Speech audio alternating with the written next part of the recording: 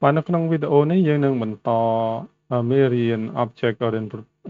Oriented Programming Language យើងបន្តទៀតគឺយើងនិយាយអំពីអឺ constructor របស់ class មួយបាទអញ្ចឹងគឺ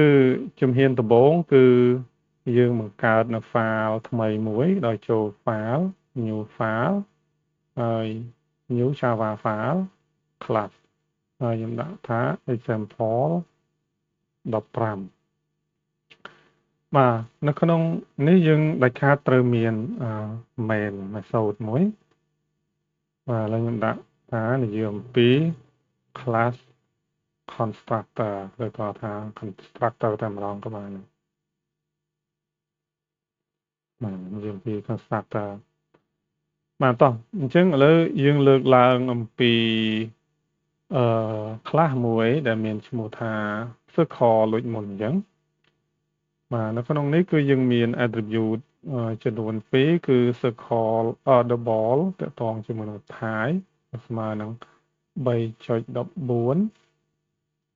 ហើយយើងមាន double radius តែ radius យើងនេះគឺអត់តន់ឲ្យតម្លៃទេហើយមួយទៀតគឺយើងបង្កើតនៅ constructor របស់យើង constructor របស់យើងចឹងគឺយើងត្រូវប្រើ access modifier មួយគឺ public អូខេហើយយើងដាក់ឈ្មោះដូចគ្នានឹងឈ្មោះ class របស់យើងអញ្ចឹងគឺ circle បាទអញ្ចឹងគឺវាដើរតួដូចជាអនុគមមួយអញ្ចឹងបាទព្រោះយើងមាន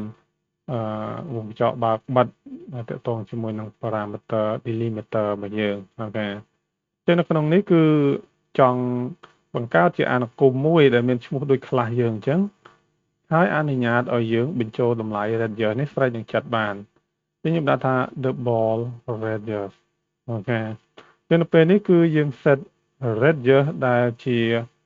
variable មួយនៅក្នុង class circle ឬក៏យើងឲ្យឈ្មោះពិសេសថាជា attribute attribute របស់ class យើងនេះក៏ជា attribute ដែរណាតែនេះយើងអត់បញ្ចូលតម្លៃទេព្រោះនេះជាចំនួនថេរបាទអញ្ចឹងមួយនេះដែលជាតម្លៃដែលអាចប្រែប្រួលបានឬក៏ជាថេរអូខេអញ្ចឹងនៅពេលនេះគឺខ្ញុំ set មួយនេះស្មើនឹងមួយនេះប៉ុន្តែមួយណាជាមួយណាទៅព្រោះពាក្យឬក៏ជាភាសាអង់គ្លេសនេះគឺសរសេរដូចគ្នាអញ្ចឹងគឺ radius ហើយមួយនេះក៏ radius ដូចគ្នាដែរប៉ុន្តែ radius មួយនេះគឺបញ្ចូលពីអ្នកប្រើប្រាស់ពី user តាមរយៈអនុគម circle ហើយយើងចង់ set នៅ attribute ឬក៏ variable ដែលជាទិន្នន័យនៅក្នុង circle class របស់យើងហ្នឹងឲ្យមានតម្លៃព្រោះឥឡូវយើងអត់ទាន់មានតម្លៃ initialize ទេបាទអញ្ចឹងនៅក្នុងករណីហ្នឹងគឺយើងប្រើ keyword ពិសេសមួយគឺ this ហ្នឹងគឺសំដៅទៅលើ this class ខ្លួនឯងហ្នឹងអូខេ dot radius អញ្ចឹង radius មួយនេះគឺសំដៅទៅលើ radius មួយនេះនឹងឯងអូខេ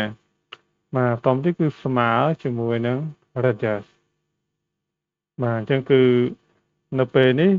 radius នេះគឺបែងចែកខុសគ្នា radius ដែលអឺចេញពី this នេះគឺសំដៅទៅលើ radius ដែលជា attribute នេះហើយ radius ដែលអត់មាន this ពីខាងមុខនេះអានេះគឺសំដៅទៅលើ radius ដែលជា parameter របស់អនុគមរបស់យើងដែលយើងឲ្យឈ្មោះថាជា constructor នឹងឯងអូខេនេះគឺជា constructor នឹងហើយអូខេអញ្ចឹងគឺ circle នេះជា class ដល់ពេលអនុគមមួយនៅក្នុង class ហ្នឹងគឺមានឈ្មោះដូចគ្នាបេះដាក់ទៅជាមួយនឹង class ហ្នឹងតែម្ដងគឺ circle ទាំងអក្សរតូចអក្សរធំដូចគ្នាបាទប៉ុន្តែវាដើរតួជាអនុគមអនុគមនៅក្នុងហ្នឹងយើងធ្លាប់ស្គាល់នៅក្នុងវីដេអូមុនថាជា method ហ្នឹងឯងអញ្ចឹង method ពិសេសមួយនេះគឺមានឈ្មោះថាជា constructor អញ្ចឹងវាជា method ធម្មតាដែរណាព្រោះវាជាអនុគមធម្មតាមាន parameter ត្រូវបញ្ចូលហើយអាចធ្វើការងារណាមួយឬក៏ return តម្លៃឯណាមួយតោះអញ្ចឹងគឺបញ្ហាគឺយើងអាចមាន method ជាបន្តបន្ទាប់ទៀតដូចក្នុងករណីមុនអញ្ចឹងគឺយើងអាចនិយាយអំពី parameter អូខេហើយបន្តមកទៀតគឺយើង return តម្លៃនៅឯគេបាទ2.0គុណជាមួយនឹង pi បន្តមកទៀតគុណជាមួយនឹង radius ហ្នឹងគឺជា parameter របស់យើងហើយបន្តមកទៀតគឺយើងមាន area មក area របស់យើងគឺស្មើគេ area គឺស្មើនឹង pi a ការ៉េអញ្ចឹង pi គុណជាមួយនឹង radius គុណជាមួយនឹង radius ហើយនឹង format វាចោលទៅសិនដើម្បីឲ្យមានទម្រង់ស្អាតយើងចុច control S ដើម្បី save រក្សាទុកបាទអញ្ចឹងគឺមួយនេះអញ្ចឹងវាជា method ទេណា constructor នេះខ្ញុំដាក់ក្នុងកញ្ចក់ជា method តាបាទតែ method មួយដែលមានឈ្មោះដូចគ្នាបេះដាក់ទៅជាមួយនឹងអីគេទៅជាមួយនឹង class របស់យើងបាទមួយហ្នឹងគឺឈ្មោះថាជា constructor បាទនេះជា method មួយដែរក៏ប៉ុន្តែវាមិនមែនជា constructor ទេព្រោះអត់មានឈ្មោះដូចខាងណាជាងនឹងទៀត constructor របស់យើងគឺត្រូវចាប់ផ្ដើមដោយ keyword public ដើម្បីឲ្យយើងអាច access បានក្នុង level user ពេលដែលបង្កើត object មួយប្រភេទ circle បាទតោះអញ្ចឹងឥឡូវយើងនេះគឺជា method ធម្មតានេះគឺ normal method ណា normal method ចាស់បាទហើយនេះខ្ញុំប្រើពាក្យឬក៏គុណនាមពីមុខបញ្ជាក់ថាជា normal method អញ្ចឹងមានថានេះមិនមែនជា normal ទេវាជា special អូខេ special method ថា special method មួយហើយគេឲ្យឈ្មោះថាជា constructor ហ្នឹងឯងតោះអញ្ចឹងនៅពេលនេះគឺយើងអាចធ្វើការផ្លាស់ប្ដូរតម្លៃ radius ស្វែងនឹងចិត្តបានហើយយើងធ្វើការគណនាឲ្យហោហាអញ្ចឹងมันខុសពីមុនទេយើងអាច declare នៅ variable មួយគឺឈ្មោះថា circle អក្សរតូចនេះអញ្ចឹង variable នេះគឺកើតចេញពីណាគឺកើតចេញពី circle ខ្លះបាទ circle ខ្លះអញ្ចឹងវាជា instant ឬក៏ជា object មួយហើយបាទវាជា object ណាបាទនិយាយក្នុងន័យ object oriented programming language វាជា object មួយដែលកើតចេញពី circle ខ្លះនេះបាទអញ្ចឹងនៅពេលនេះគឺខុសពីមុនបន្តិចកាលពីមុនពេលយើង instance add នៅ object circle ហ្នឹងគឺ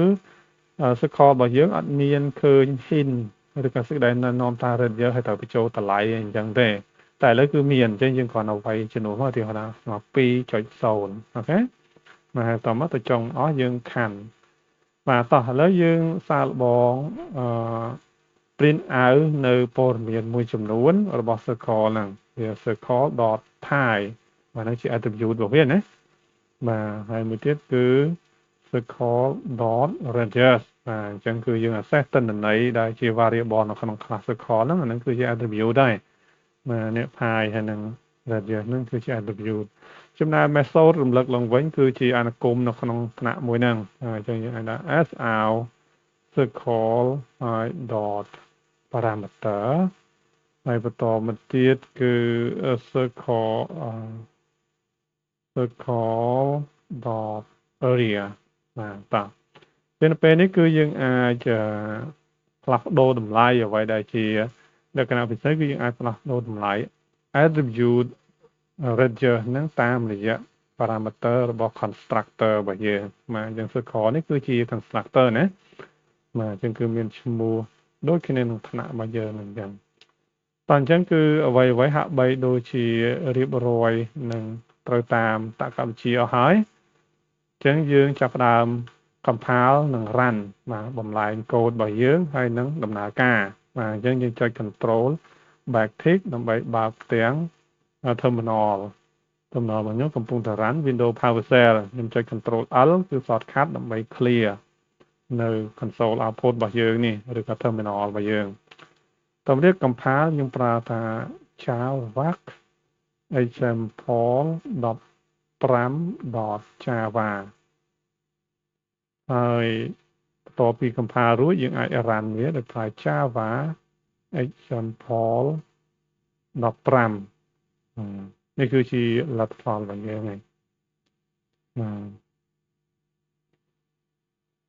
នេះគឺតម្លៃ pi នេះគឺកម្ម a នេះគឺ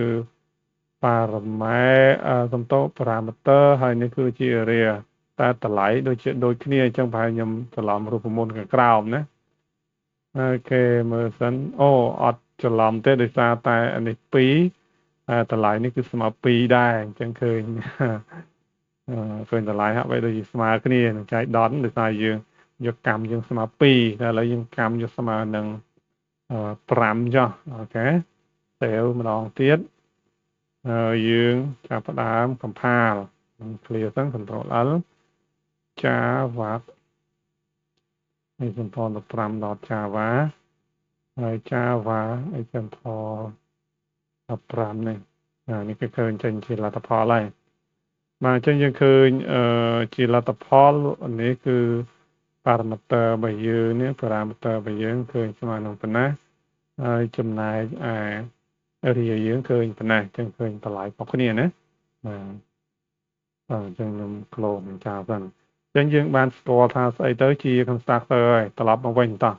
អញ្ចឹងនៅក្នុងវីដេអូនេះគឺយើងបានស្គាល់ទី1គឺយើងនិយាយអំពី constructor បាទទី2យើងបានរំលឹកអំពីបាទ attribute យើងមករំលឹកពី method ហើយយើងបាននិយាយពីទៀតអស់ហើយណាបាទអញ្ចឹងគឺនៅក្នុងនេះគឺយើងលើកឡើងតែ constructor ទេតែយើងជ្រៀតរំលឹកអំពី attribute និង method ពីវីដេអូមុន